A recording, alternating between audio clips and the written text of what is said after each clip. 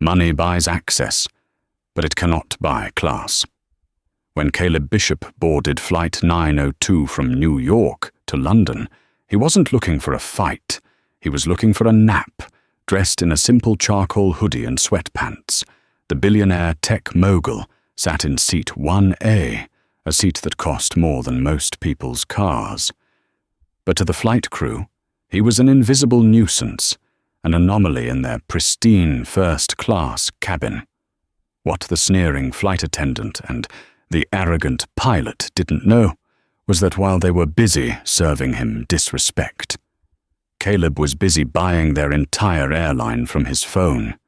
By the time the wheels touched the tarmac, careers would end, legacies would shatter, and the hierarchy of the sky would be violently rearranged.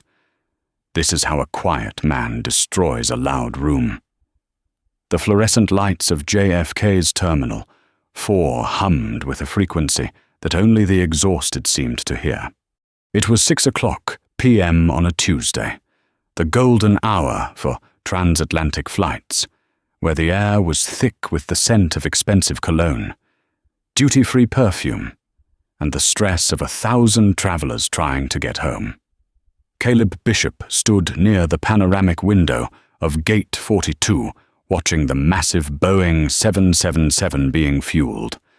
To the casual observer, Caleb looked like a nobody.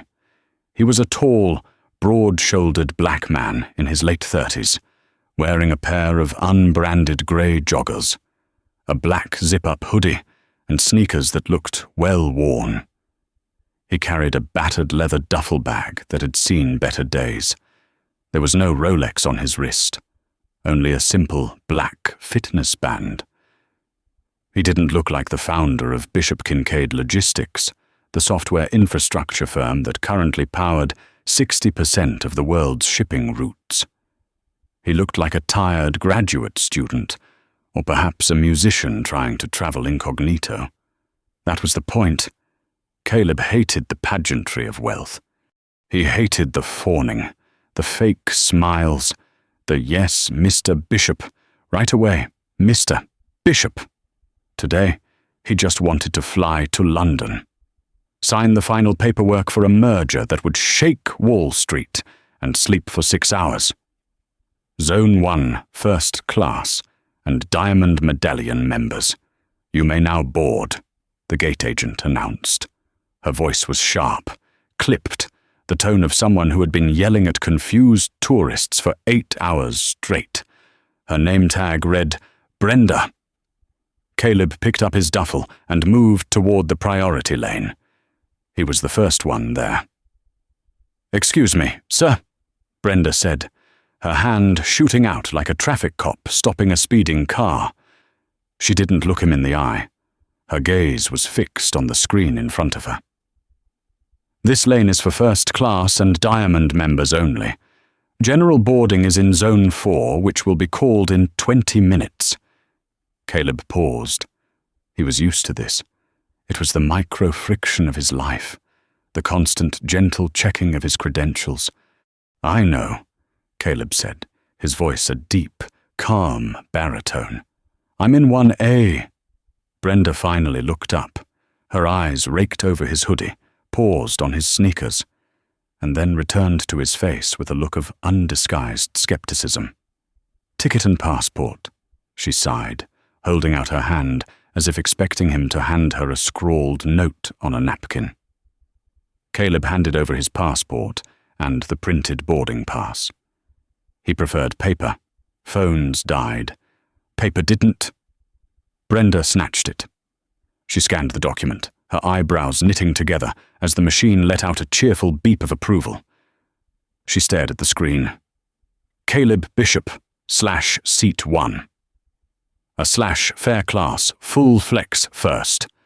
A glitch. It had to be. Or an upgrade given to an employee. She looked at him again, searching for the badge, the uniform, the reason this man was occupying the most expensive seat on the plane. "You're traveling alone?" she asked, her tone accusatory. "I am. And this is your bag." She pointed to the battered leather duffel. It looks heavy. You might have to check it. First-class overhead bins are reserved for standard carry-ons. Caleb smiled. It wasn't a warm smile. It was the smile of a predator watching a rabbit wander into a trap. It fits the dimensions. Brenda, I checked. She pursed her lips, clearly unhappy that she couldn't find a rule to cite. She ripped the stub off the boarding pass and shoved it back at him. Scan it yourself. Move along. No, have a nice flight. No, thank you for flying Regal Horizon. Just a dismissal. Caleb took the ticket and walked down the jet bridge. He could feel the heat rising in his chest, the old familiar anger. But he pushed it down. Focus, he told himself. The deal closes tomorrow. Don't let the help distract you. Behind him, he heard Brenda's voice change instantly, becoming syrupy sweet. Oh, Mr. Trask. So good to see you again. Right this way, sir. Let me get that door for you. Caleb glanced back. Walking down the ramp behind him was a man who looked like the caricature of a businessman. He was wearing a navy suit that was a size too tight, shiny brown shoes, and was talking loudly into a phone. Yeah. I told them to sell. Sell it all, I'm hopping the pond now. This was Simon Trask. Caleb recognized him immediately, not from business circles, but from the tabloids.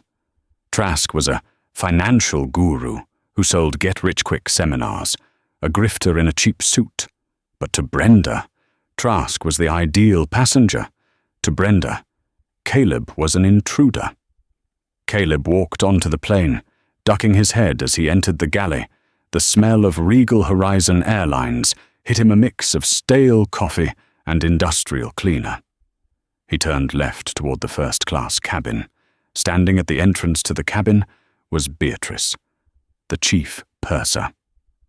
She was a tall woman with hair sprayed into a helmet of blonde perfection, wearing the signature crimson scarf of the Airline. Her posture was rigid, her smile painted on. Caleb stepped forward. Good evening. Beatrice glanced at him, her smile faltering for a microsecond before vanishing completely. She looked past him, down the jet bridge, scanning for the real passengers. Seat, she barked, not making eye contact. 1A. She didn't move out of the doorway. She blocked the aisle, forcing Caleb to stop. Let me see your stub. Caleb held it up. She didn't take it.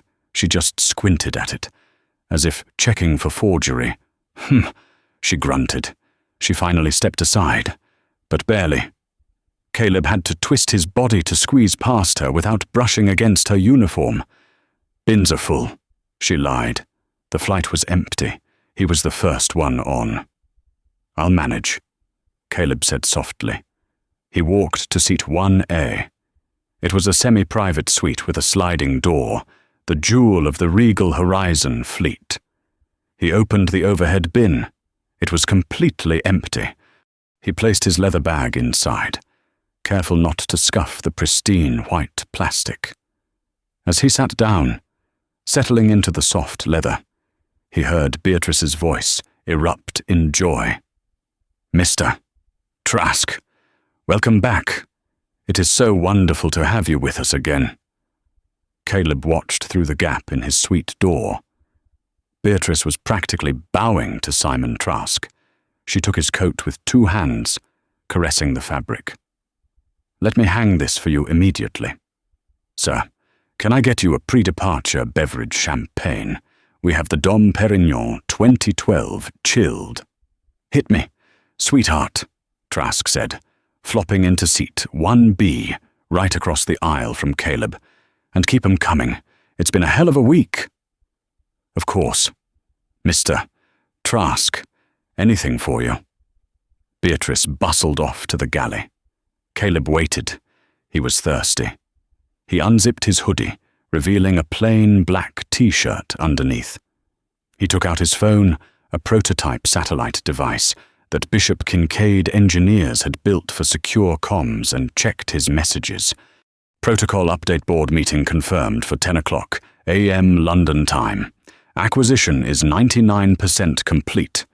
Caleb typed back, "Make it 100%, and have the legal team stand by at Heathrow." 5 minutes passed. Beatrice returned with a crystal flute of bubbling gold champagne and a warm ramekin of nuts. She placed them on Trask's tray table with a flourish. "There you are, sir." She turned to leave. "Excuse me," Caleb said. He didn't raise his voice, but it carried. Beatrice froze. She turned slowly, her expression curdling as she looked at him. "Yes. Could I get some water? Please sparkling, if you have it." Beatrice sighed, a loud, theatrical exhale through her nose. She checked her watch. "We are in the middle of boarding. Sir, it's very busy. I'll see what I can do once we are airborne." "You just served him," Caleb pointed out, nodding toward Trask. Beatrice's eyes narrowed. "Mr. Trask is a Diamond Plus member and a frequent flyer. We prioritize our loyal customers. I'll get to you when I have time." She turned her back on him and walked away. Caleb sat back in his seat. The leather felt cold. Across the aisle, Simon Trask raised his glass in a mocking toast. "Service industry, right hard to get good help these days," he laughed, a wet, unpleasant sound. "You gotta look the part, buddy. Dress for the job you want, not the one you have." Caleb looked at Trask. He looked at the cheap polyester blend of Trask's suit, the scuff marks on his luxury shoes. Then he looked at the champagne. "I'll keep that in mind," Caleb said. He unlocked his phone again. He opened a secure app labeled Oracle. It was a direct line to his chief of staff. "Evelyn. Message. I need the full organizational chart for Regal Horizon Airlines, specifically the cabin crew roster for Flight 902 and the on-duty manager at JFK. Also, check the passenger manifest for seat 1B. A moment later, the 3 dots bounced. "Evelyn. On it. Give me 2 minutes." "Is everything okay, Caleb Bull? But it's about to be very interesting." The boarding process dragged on. The economy cabin filled up, a parade of tired faces shuffling past the first-class suites. Every time someone walked by, Beatrice or her colleague, a younger, nervous-looking attendant named Sarah, would stand guard by the curtain, ensuring the riff-raff didn't make eye contact with the elite. Caleb remained invisible. He had no water, no hot towel, no menu. It was as if seat 1A was a void in the universe. Meanwhile, Simon Trask in 1B was on his 3rd glass of champagne. He was getting louder, talking to Beatrice about his investments in crypto and offshore drilling. Beatrice was eating it up, laughing at his jokes, touching his arm. It was a masterclass in sycophancy. "You know, B, can I call you B?" Trask slurred slightly. "You can call me whatever you like. Mr. Trask." She cooed. "I could get you a job. You know, private jets. My guys are always looking for top-tier stews. Triple what you make here." "Oh, stop it," she giggled. "Don't tempt me." Caleb watched this performance with clinical detachment. He knew the salary of a Regal Horizon purser. He knew their union contract details because his team had been auditing the airline's financials for 3 months. He knew that Regal Horizon was technically bankrupt, surviving only on a bridge loan that he was effectively underwriting. He pressed the call button. A soft chime echoed in the cabin. Beatrice, who was leaning over Trask's seat, stiffened. She didn't turn around immediately. She finished her sentence, laughed once more at something Trask said, and then, with the slowness of a tectonic plate, turned toward seat 1A. She walked over, her face a mask of annoyance. "Is there a problem?" "I'm still waiting for that water," Caleb said. "And I'd like to see a menu." "We are preparing for pushback," Beatrice snapped. "I cannot be serving drinks right now. Federal regulations." "You just poured him a refill," Caleb said, his voice dropping an octave. "Don't quote regulations to me that you're actively violating. Beatrice." Her eyes widened. She wasn't used to being challenged, certainly not by someone wearing a hoodie. "Excuse me, watch your tone. I don't know how you got that upgrade, or who you know in the company, but I am the chief purser on this vessel.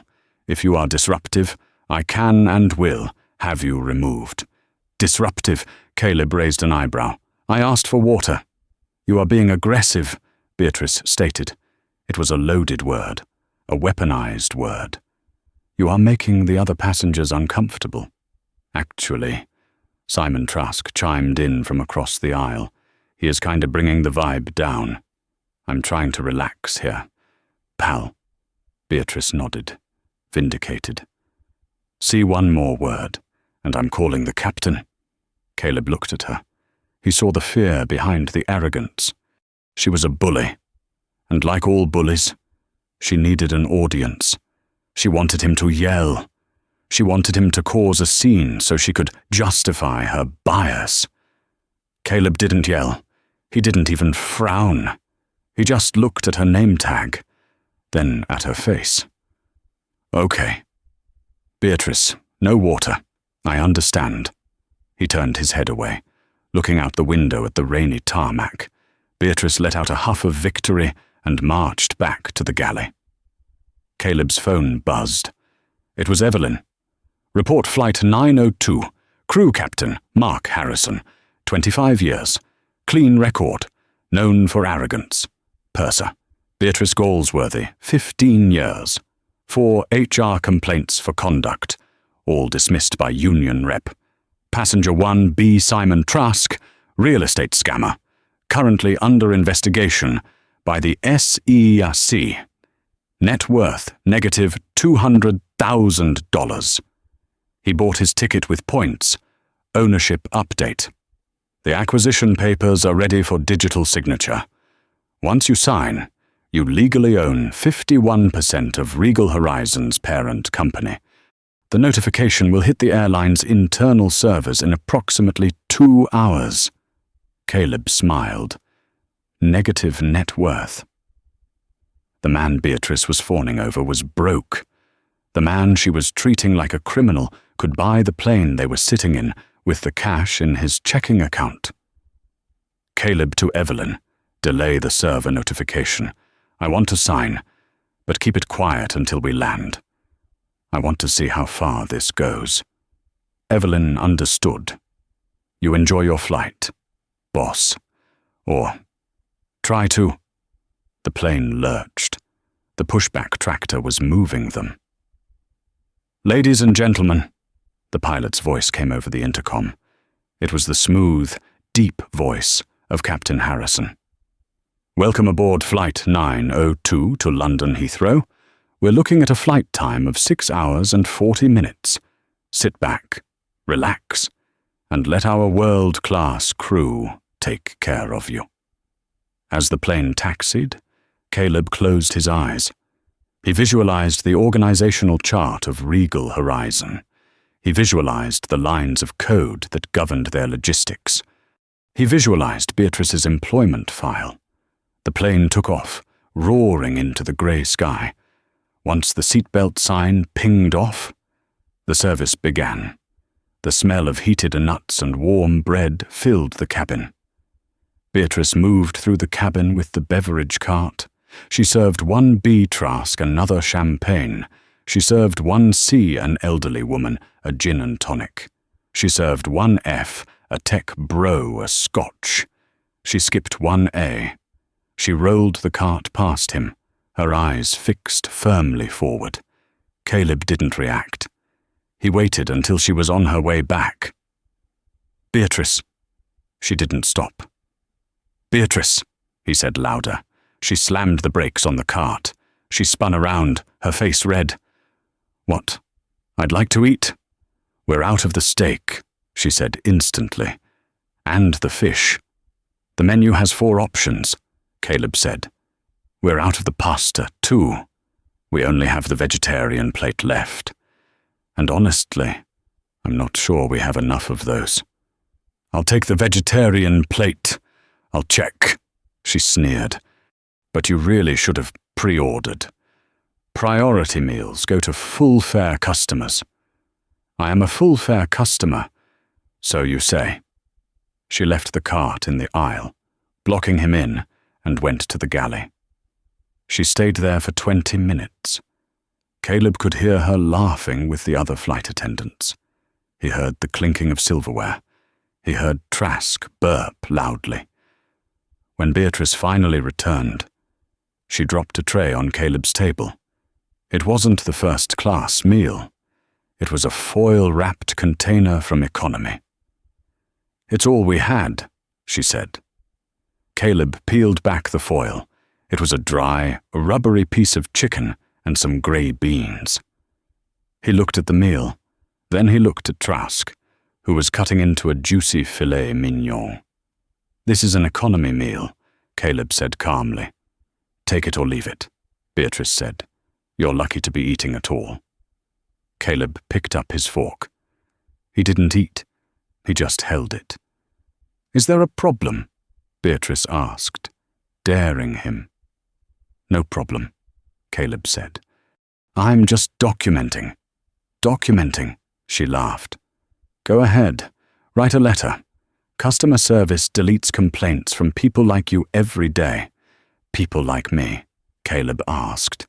People who don't belong, she said, her voice a whisper, just loud enough for him to hear, but low enough to be deniable. That was it. The line. Caleb put the fork down. He picked up his phone. He didn't text Evelyn this time. He opened the camera app and took a photo of the meal. Then he took a photo of Beatrice.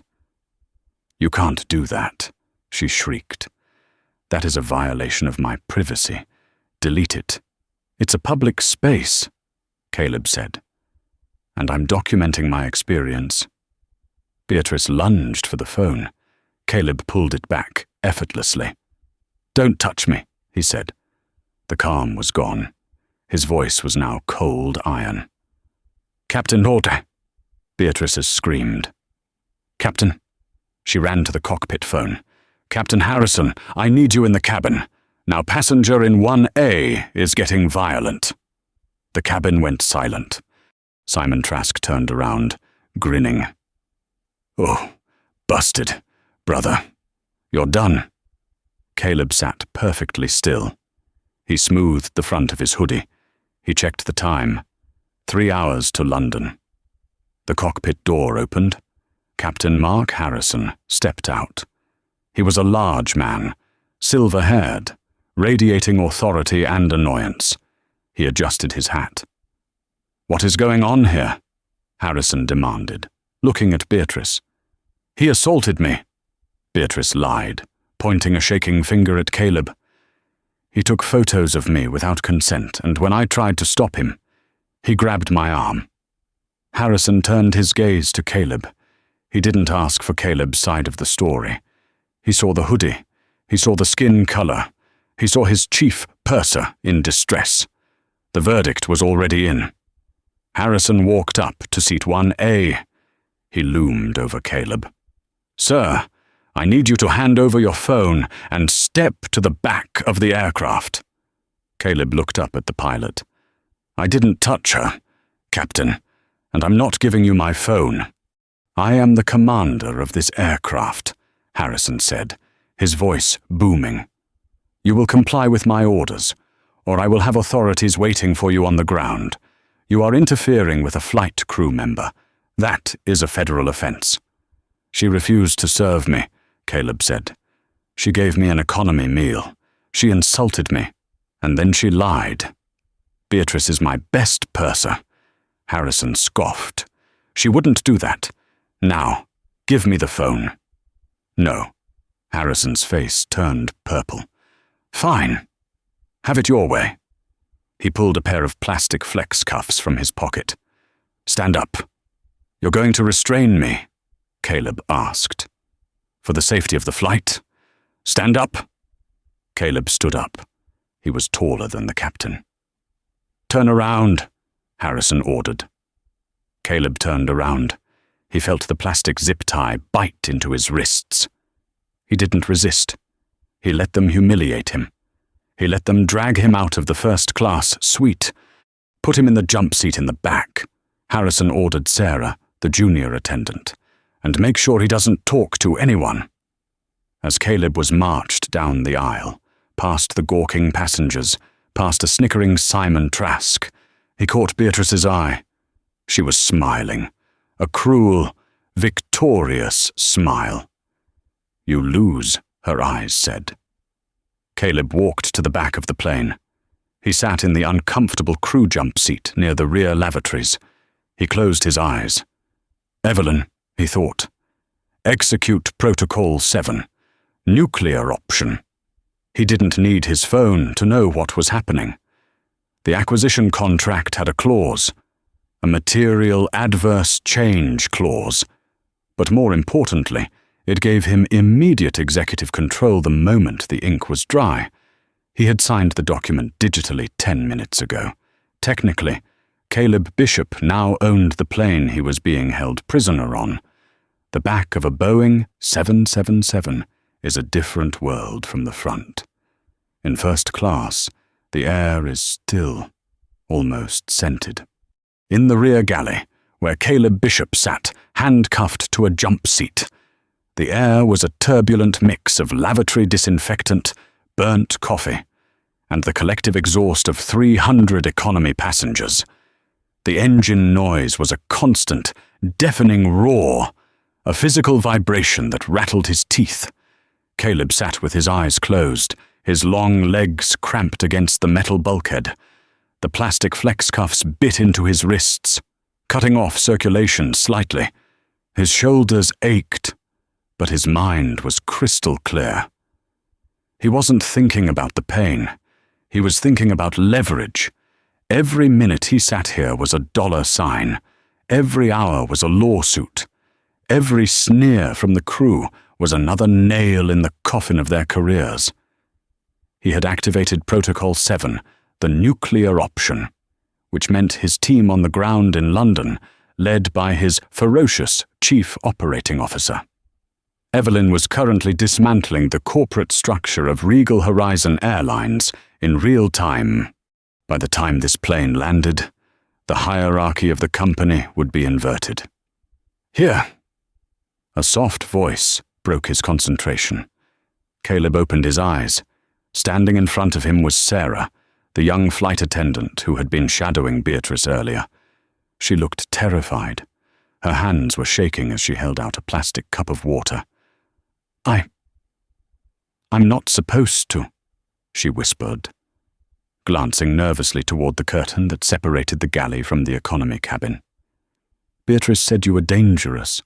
She said not to engage." Caleb looked at the water. He couldn't take it. His hands were bound behind his back.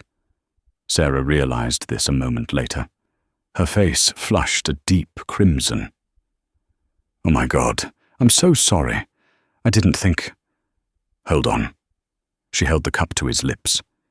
It was an intimate, humiliating act being fed like an invalid because a pilot with an ego problem had decided he was a threat.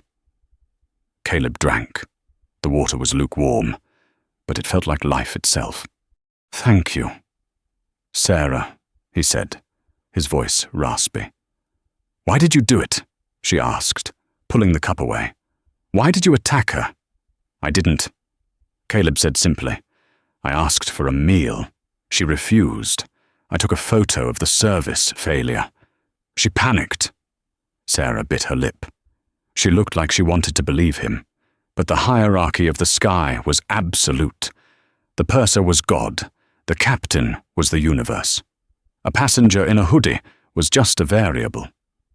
"Beatrice, she can be difficult," Sarah admitted, her voice barely audible over the engine roar. She's been flying for 15 years. She knows everyone at headquarters.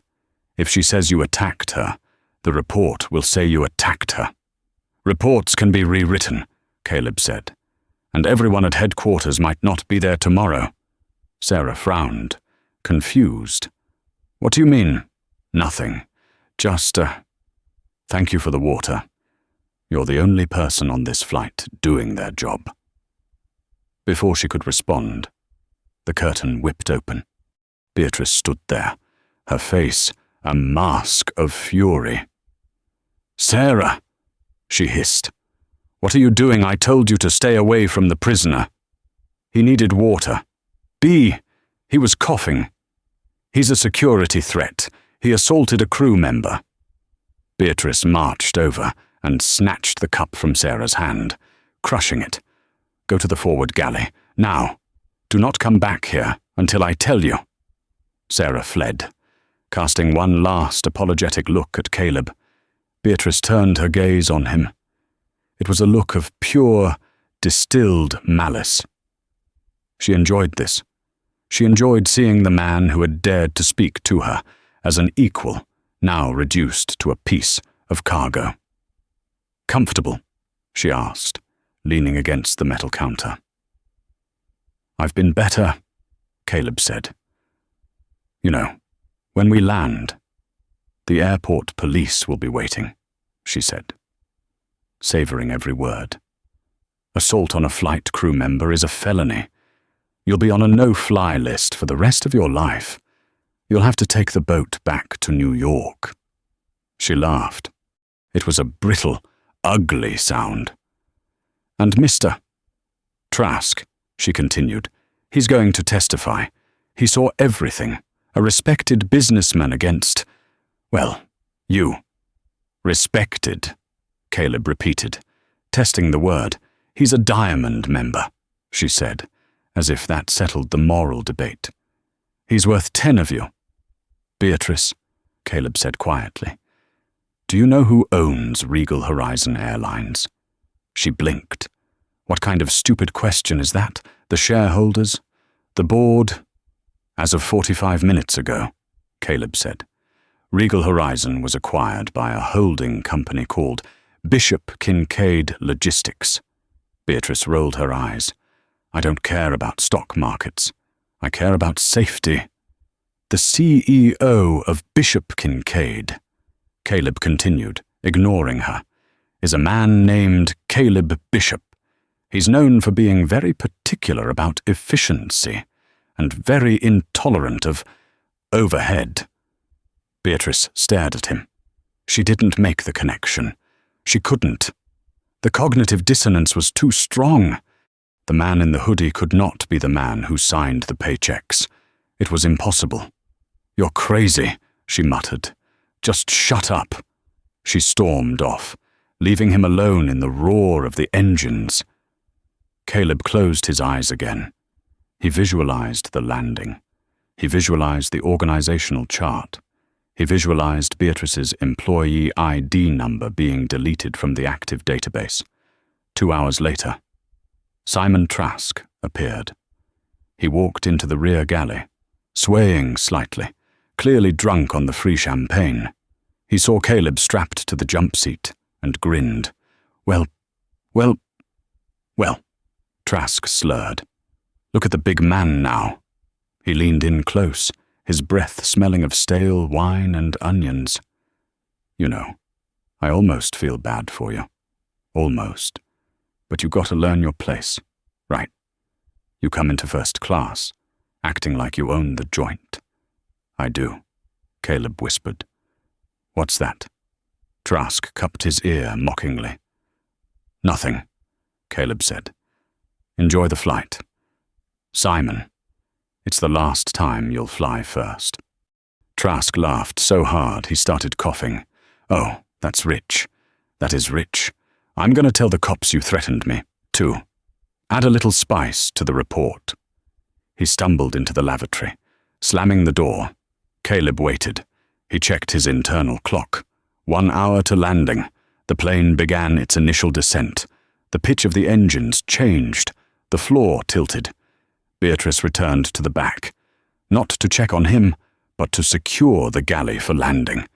She slammed metal latches, checked the carts, and ignored his existence entirely. "Beatrice," Caleb said. "Quiet," she snapped. "I need to use the restroom." "Hold it," she said. "We're landing. It's a 6-hour flight. I haven't moved." "You should have thought of that before you decided to be violent." She strapped herself into the crew seat opposite him. She sat there, staring at him, her arms crossed, a smug smile plastered on her face. They sat like that for 40 minutes. Eye contact. Silence. The hum of the descent. Caleb didn't blink. He didn't look away. He just watched her. And for the first time, Beatrice started to look uncomfortable. The confidence began to crack. There was something in his eyes, not fear, not anger, but a terrifying, absolute certainty that made her skin crawl. "Ladies and gentlemen," Captain Harrison's voice boomed. "We are on final approach to Heathrow. Weather is typical London grey. We'll be on the ground in 10 minutes. Cabin crew, please take your seats for landing." The wheels dropped with a mechanical thunk. The ground rushed up to meet them. The landing was rough. Captain Harrison slammed the Boeing 777 onto the tarmac with a force that rattled the overhead bins. It wasn't a dangerous landing, just a careless one, the landing of a pilot who was angry and wanted the world to know it. The reverse thrusters roared, slowing the massive bird. Caleb felt the strap of the jump seat dig into his chest. As the plane taxied off the runway, the captain's voice returned. "Folks, this is the captain. We're going to be holding here on the tarmac for just a moment. We have a security situation that needs to be resolved before we can proceed to the gate. Please remain seated with your seatbelts fastened." A murmur of excitement rippled through the economy cabin. People craned their necks to look out the windows. "Did you hear that?" Beatrice said, unbuckling her harness and standing up. She looked down at Caleb. "That's for you. Hope you like British jail cells." She grabbed the interphone handset. "Captain, cabin is secure. Is the reception team ready?" "Affirmative. Beatrice." Harrison's voice crackled. "Tower has directed us to a remote stand. Police are already there. We're going to hand him over via the rear stairs so we don't disturb the first-class passengers." "Copy that. Captain." "Excellent." Beatrice hung up and looked at Caleb. "Did you hear that you're going out the back door? Like garbage." The plane came to a halt in a remote corner of the airfield, far from the terminal buildings. Rain lashed against the small porthole window in the door. Through the glass, Caleb could see flashing blue lights. Lots of them. Beatrice peered out the window. "Wow, looks like they brought the whole squad. You must be really scary." She chuckled. She opened the rear door. The cool, damp air of London rushed in, smelling of jet fuel and rain. A mobile staircase was already positioned there.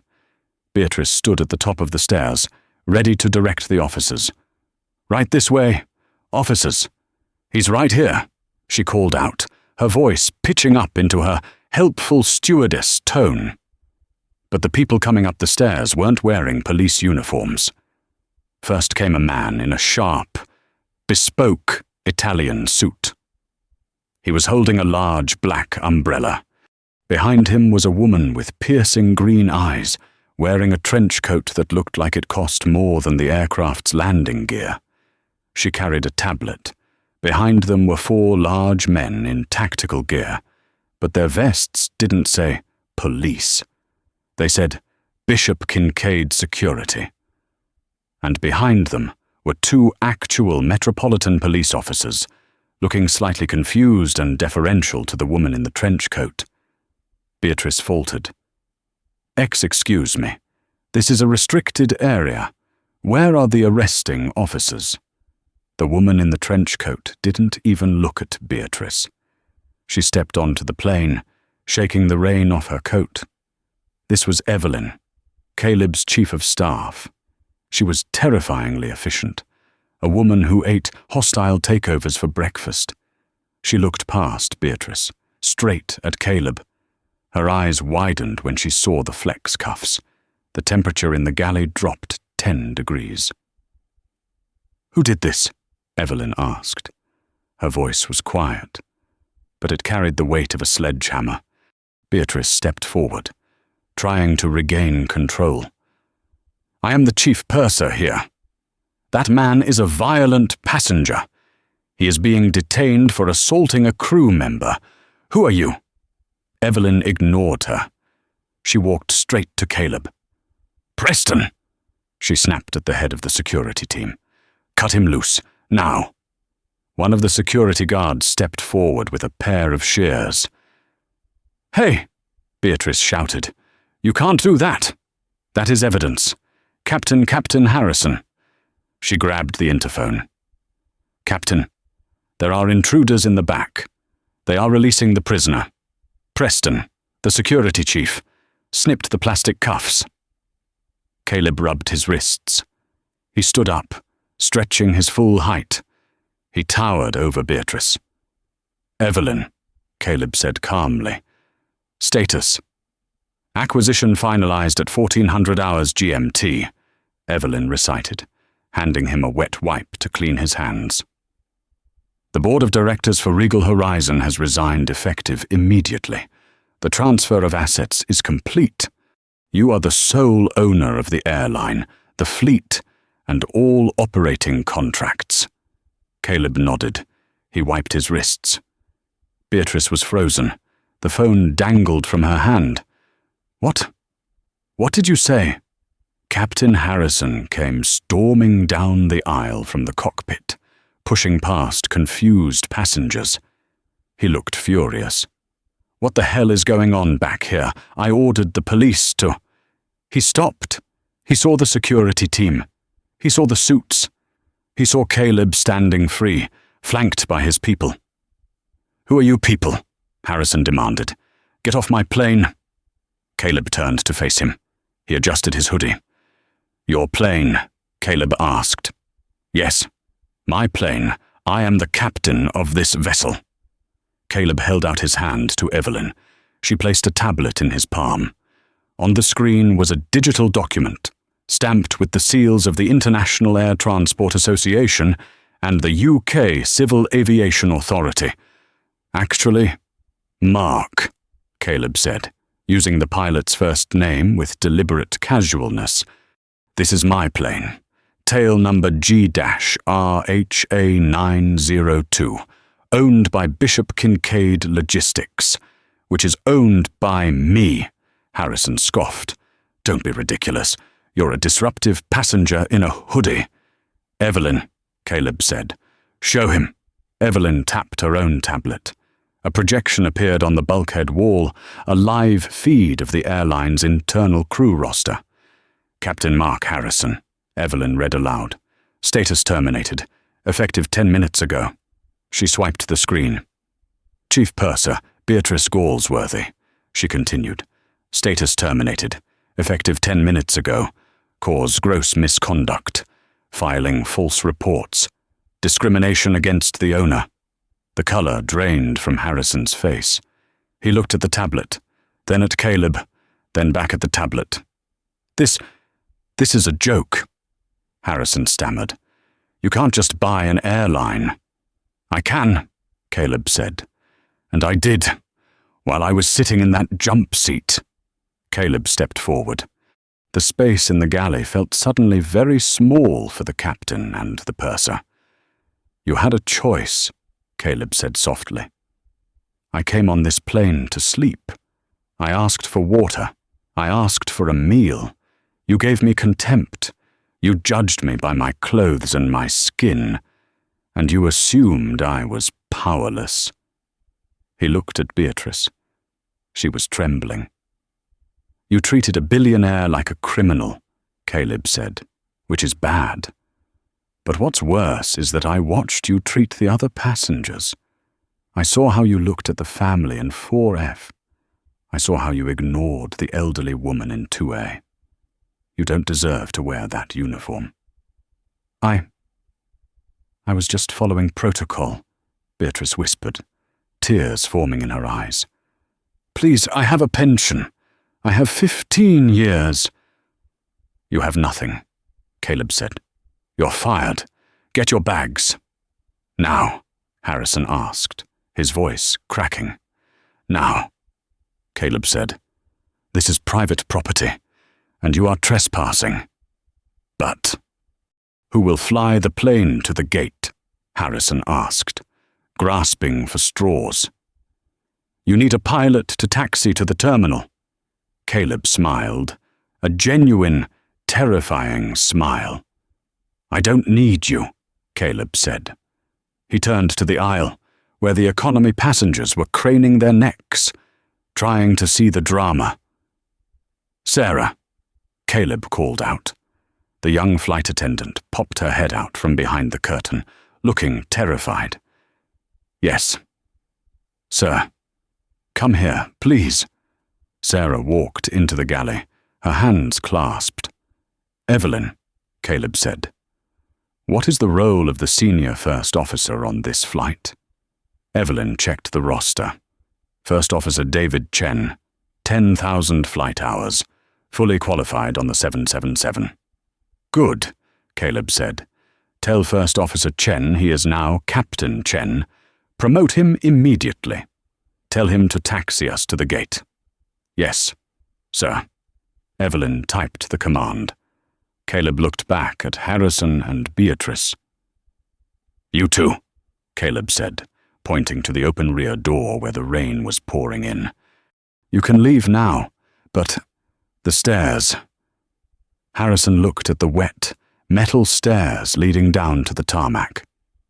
"We can't just walk across the airfield, it's raining.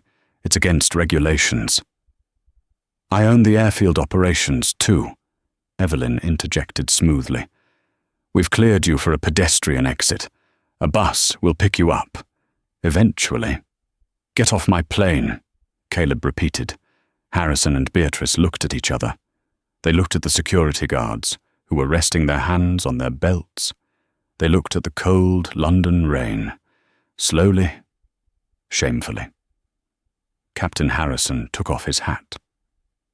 He walked to the door and stepped out into the storm. Beatrice followed him, her mascara already running, her high heels clicking precariously on the metal steps. Caleb watched them go. Then he turned to Sarah. "Sarah," he said gently. "Yes." "Mr. Bishop." She was shaking. "You're the new chief purser," he said. "The rest of the crew is suspended pending investigation. But you treated me like a human being when you thought I was a nobody. That's leadership." Sarah's jaw dropped. But I'm only 24. I don't have the seniority." "You do now," Caleb said. "Evelyn, adjust her salary. Triple it."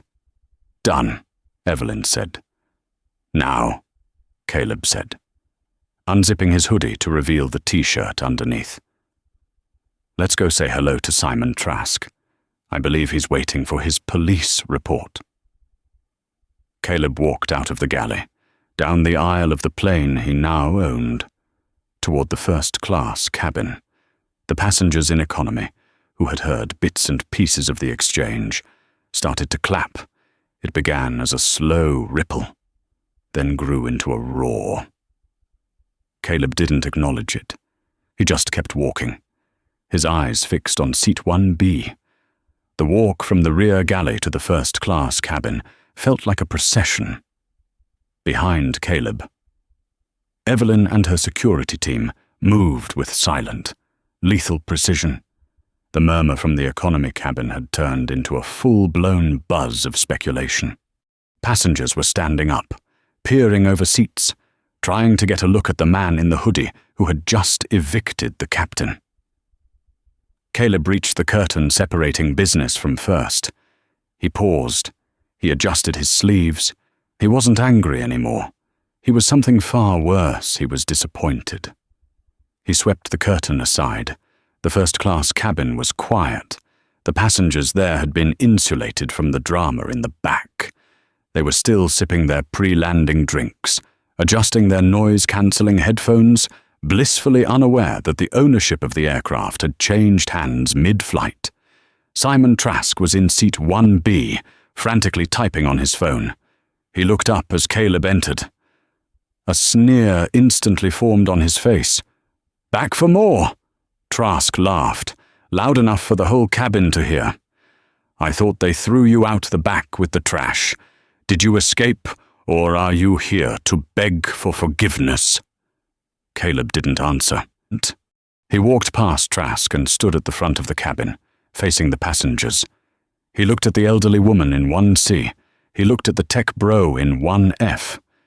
"Ladies and gentlemen," Caleb said. His voice wasn't loud, but it commanded the room. "My name is Caleb Bishop. I apologize for the delay in getting to the gate." Trask snorted. "Sit down. Nobody.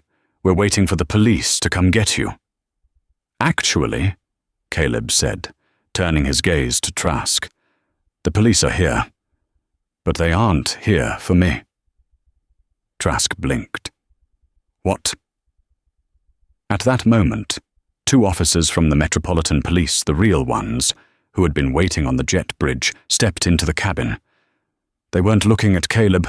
They were looking at a tablet, comparing a photo to the man in seat 1B. "Simon Trask?" the lead officer asked. Trask's face went pale. "Who's asking? I'm a Diamond member. I'm a priority passenger."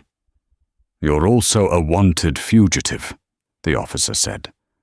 Stepping forward, "We have a warrant for your arrest issued by the Serious Fraud Office, in cooperation with the American SEC, charges of wire fraud, Ponzi scheming, and money laundering." The cabin went deadly silent. The elderly woman in 1C gasped. This is a mistake," Trask stammered, standing up.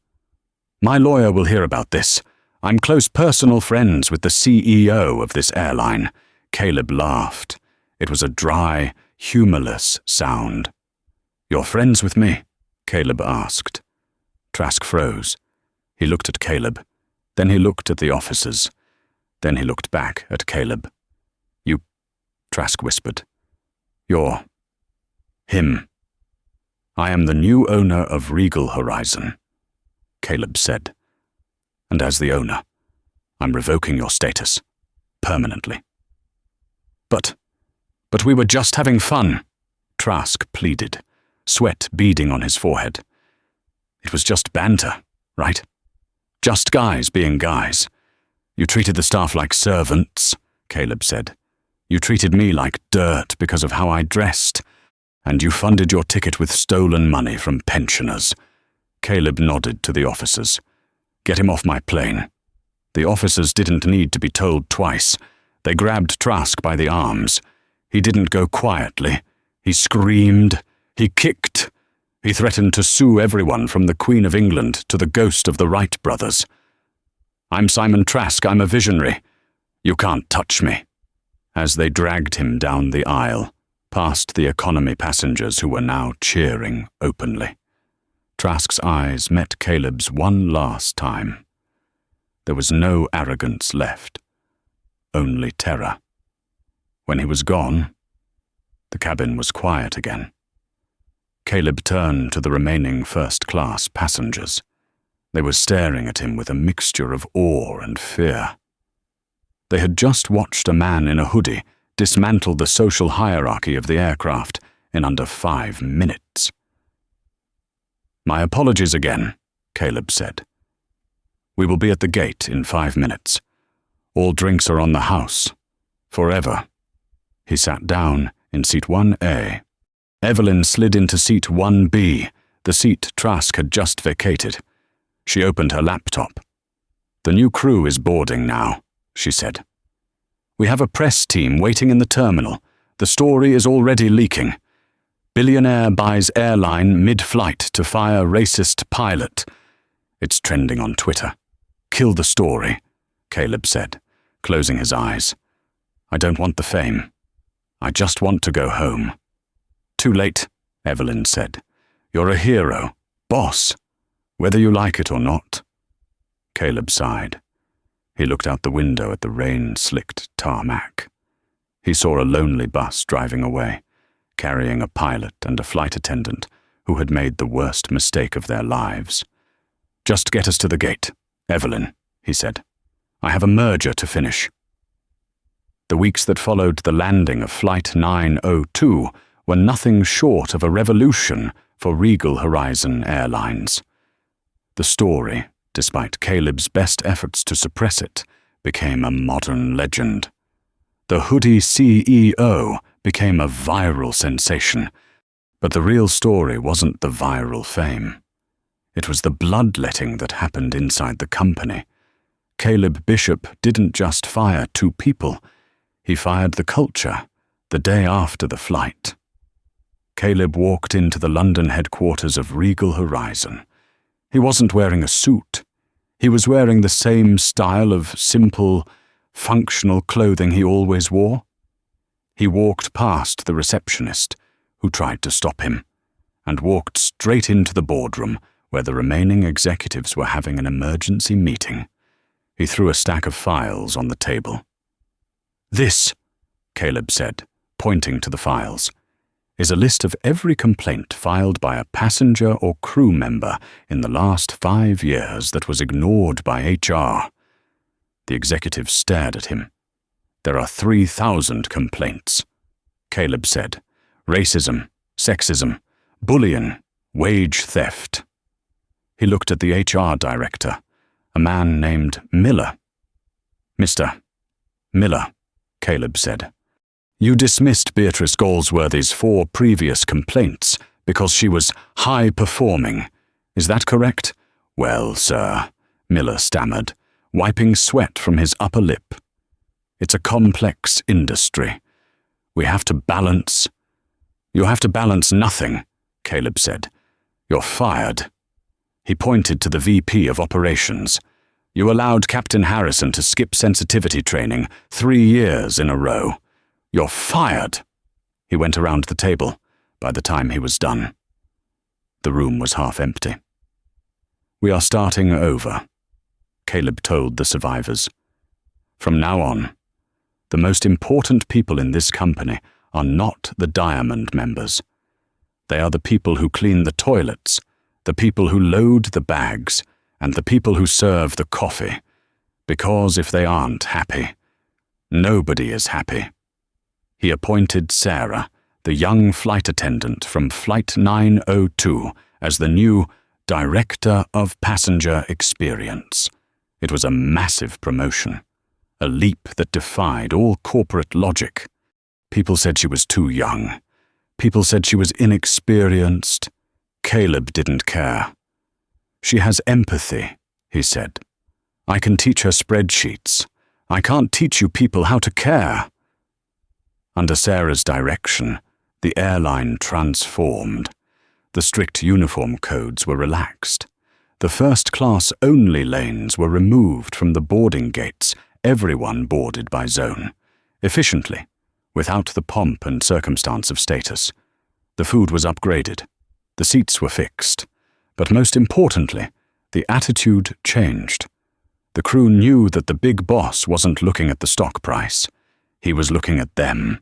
He was flying on random flights, incognito, sitting in the middle seat of row 34 eating the pretzels. They knew that if they treated a passenger with disrespect, they wouldn't just get a reprimand. They would have to answer to the man in the hoodie. And for a while, it seemed like a fairy tale. The airline turned a profit for the first time in a decade.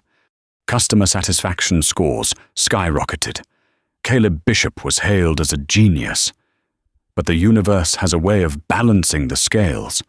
For every rise, there is a fall. And for the 3 people who had wronged him on Flight 902, the fall was long, hard, and unforgiving. 3 years later, the universe balanced the scales with brutal precision.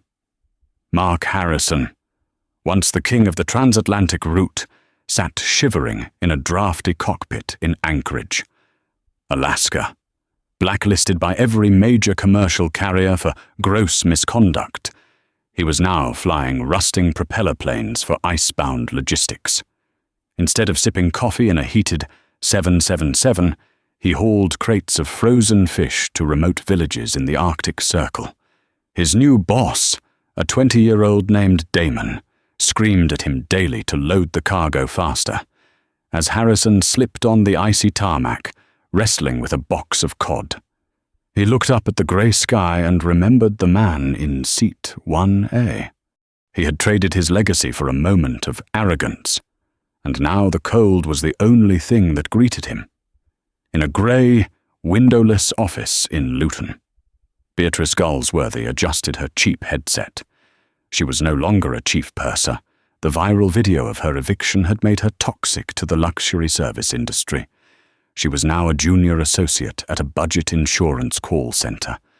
"I demand to speak to your manager," a customer screamed in her ear.